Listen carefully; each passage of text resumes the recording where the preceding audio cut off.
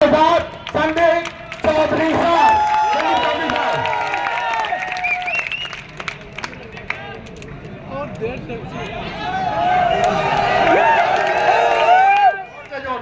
I love you, I love you, I love you, I love you, RWA, RWA।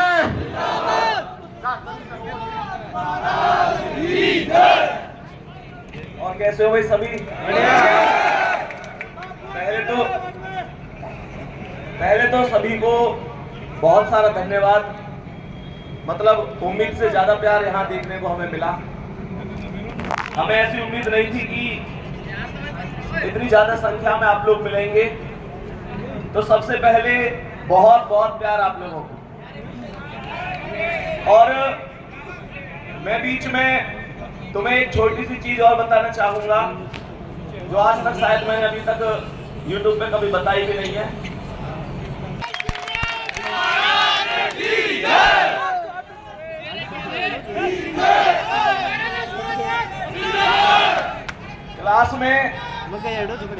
Class में जब मैं पढ़ाता हूँ तो बालक कमेंट भी करें कि सर आप राजस्थान से हो क्या?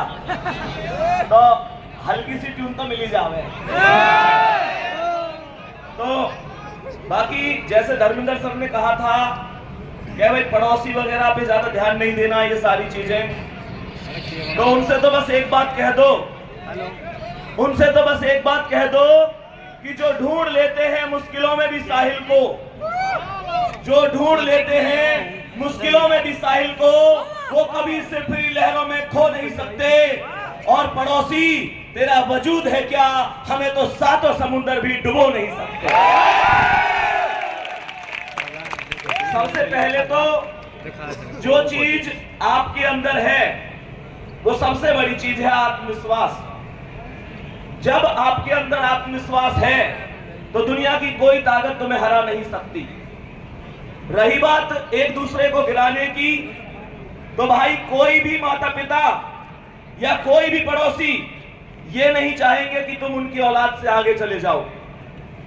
यहां पर चीजें छीनी जाती हैं, अपने अधिकार मांगे नहीं, छीन लिए जाते हैं। और दूसरी चीज, ये कंपटीशन का क्षेत्र है। मैं अगर आप लोगों से कहूं कि भाई आप लोग अगर मान के चलो 10वीं 12वीं के स्टूडेंट होते, जैसे बहुत सारे बच्चे पूछते हैं सर मेरे इतने नंबर है क्या सिलेक्शन हो जाएगा? अगर आप 10वीं 12वीं के स्टूडेंट होते तो हम आपसे कहते कि हाँ, अगर आपके 33% है तो आपका सिलेक्शन हो जाएगा। मेरे भाई यहाँ कड़वी सच्चाई ये है कि यहाँ आपका सिलेक्शन 40 पे भी हो जाएगा अगर दुनिया के 40 से कम है तो, और यहाँ पर आपका सिलेक्शन 99 पर भी नहीं होगा अगर दुनिया के 100 है तो। डिपेंड करता है कि जिस कंपटीशन में आपने फॉर्म भरा, आपने एग्जाम दिया, आपके साथी विद्यार्थियों ने उसमें कितना स्कोर किया है। मैं बस आपसे एक बात कहूंगा, जब मौका मिला है तो निश्चित रूप से मौका खाली नहीं जाना चाहिए।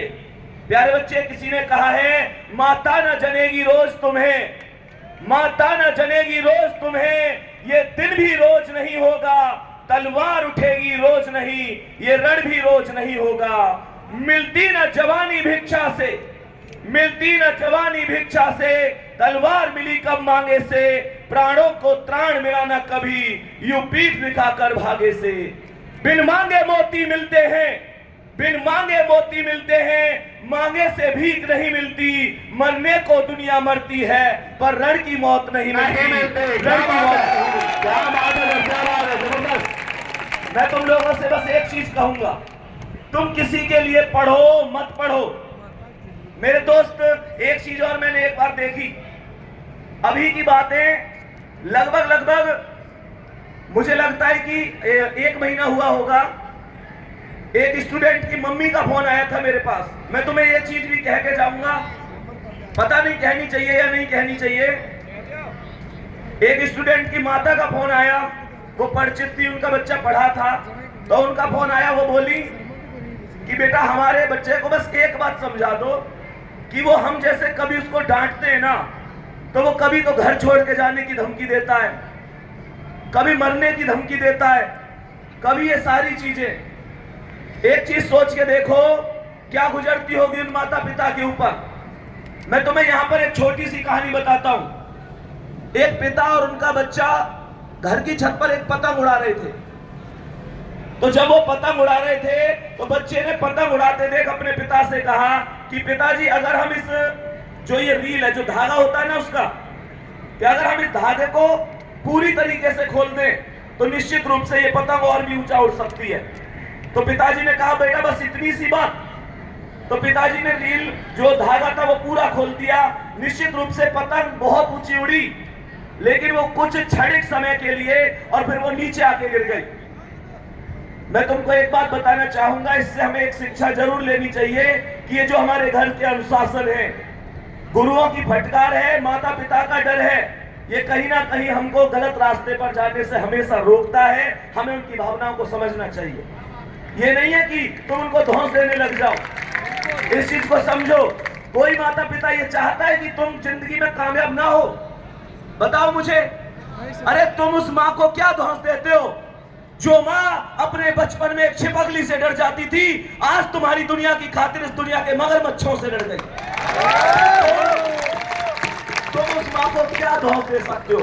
अगर उस माँ को देना है तो बस एक चीज देना कि जिस दिन सिलेक्शन हो जाए एक नई साड़ी माँ के लिए ला के देना, जिसे वो पहन के पूरे पड़ोस में चले और कोई उनसे पूछे कहां से लाई हो तो वो छाती ठोक के कहे मेरा बेटा पहली सैलरी लेके आया। उस पिता के लिए मेरे दोस्त एक बात बताओ, जब उन्होंने तुम्हारे लिए, जब उन लोगों ने तुम्हारे लिए किया तो क्या कभी तुम्हारे लिए कोई कमी छोड़ी? कभी भी कोई कमी छोड़ी? अरे हाँ या ना?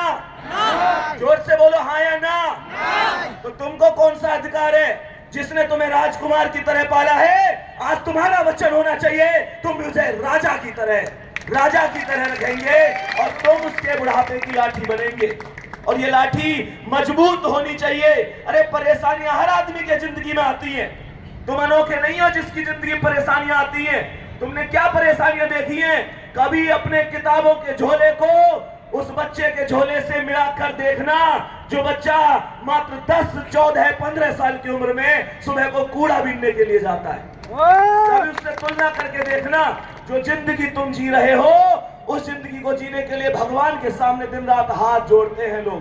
क्या बात है सर। प्यारे बच्चे, कोई परेशानी आए तुमको झुकना नहीं है। बस एक बात याद रखनी है, सिकंदर किसी हालात के आगे नहीं झुकता।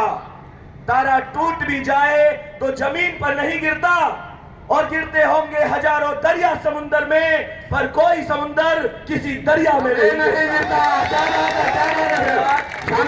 समझनी होगी। और लास्ट में बस एक ही बात कहूंगा, क्योंकि हमारे पास अभी आप लोग समझ सकते हैं कि हम सब मिलकर 12 मिलियन का एक सेलिब्रेशन भी करेंगे। और प्यारे बच्चे, लास्ट में एक चीज कहूंगा, कोई मंजिल नहीं जचती, सफर अच्छा नहीं लगता। कोई मंजिल नहीं जचती, सफर अच्छा नहीं लगता। अगर घर लौट भी आऊं तो घर अच्छा नहीं लगता।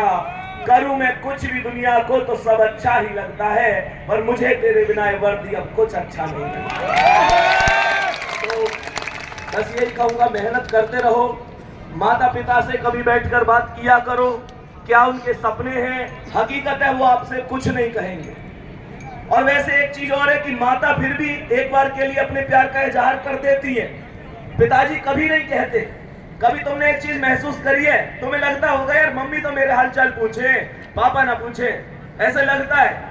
वो बहुत कठोर होते हैं, लेकिन अंदर उनके क्या चल रहा होता है वो उनको ही पता है। जब तुम कहीं जा रहे होते हो ना, कभी ऐसे महसूस करिए किसी ने कि तुम कहीं गए हो और तुमसे मम्मी फोन पे बात कर रही है, कभी आवाज आई है पीछे से कि इससे ये पूछ खाना खाया कि नहीं खाया। अरे हो आया ना? वो आवाज पीछे से किसकी होती है?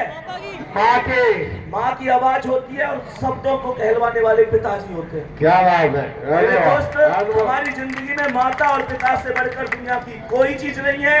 एक दिन ऐसा होना चाहिए जब उनको आप पर गर्व होना चाहिए। निश्चित रूप से ये वर्दी आपकी, ये सिलेक्शन आपके। दूसरी चीज ये है, जो मेहनत करेगा निश्चित रूप से वो आगे जाएगा। मेरे दोस्त, बाकी यही है, कंपटीशन का क्षेत्र है, ना कोई कृष्ण सुदामा है इस क्षेत्र में, ना कुछ है। मैं सच बात कहूं तो ना जाने कितने दोस्त मुझे भूल गए जो मुझसे ज्यादा कामयाब हो गए, और ना जाने कितनों को मैं भूल गया जो मुझसे कम कामयाब रह गए। सच्चाई है। ये कड़वी सच्चाई है। वास्तविकता कोई किसी का नहीं है। मैं तुम्हें एक चीज बताता हूं। एक जंगल में एक बार दो दोस्त जा रहे थे, और जैसे ही दो दोस्त जा रहे थे तो अचानक शेर आ गया। तो जो पहला वाला दोस्त था वो अपने जूते के फीते टाइट करने लग गया। तो दूसरा वाला बोला, अरे तेज भागने से क्या है, अभी ना तू टाइट कर भी लेगा तो शेर से तेज तो हम फिर भी ना भाग सके। तो उस दोस्त ने कहा, शेर से तेज कौन है भागनो है, तेज भागनो है ना। इसका मतलब क्या है? इसका मतलब है कि आदमी पूरी तरीके से पहले खुद कामयाब होना चाहता है। बिल्कुल सही, मेरी बात समझ बिल्कुल। रहे हो? अब तुमको ऐसा लगेगा कि भैया तो स्वार्थ की बात कर रहे हैं, ऐसा लगेगा ना कि भैया तो स्वार्थ की बात कर रहे हैं। मेरे दोस्त, अगर मान के चलो ऑप्शन 2 है तो मैं चाहूंगा मैं भी कामयाब हो जाऊं और अमर सर भी कामयाब हो जाए। लेकिन अगर ऑप्शन 1 है तो मैं बस एक ही बात चाहूंगा, मैं कामयाब हो जाऊं। और इतना स्वार्थ तो तुम्हें लेना ही पड़ेगा, क्योंकि अमर सर की क्या गारंटी है कल कामयाब हो गए ये मुझे ना भूले तो। इस बात को समझो, ये वास्तविकता है। ठीक है, जय हिंद, जय भारत। संदीप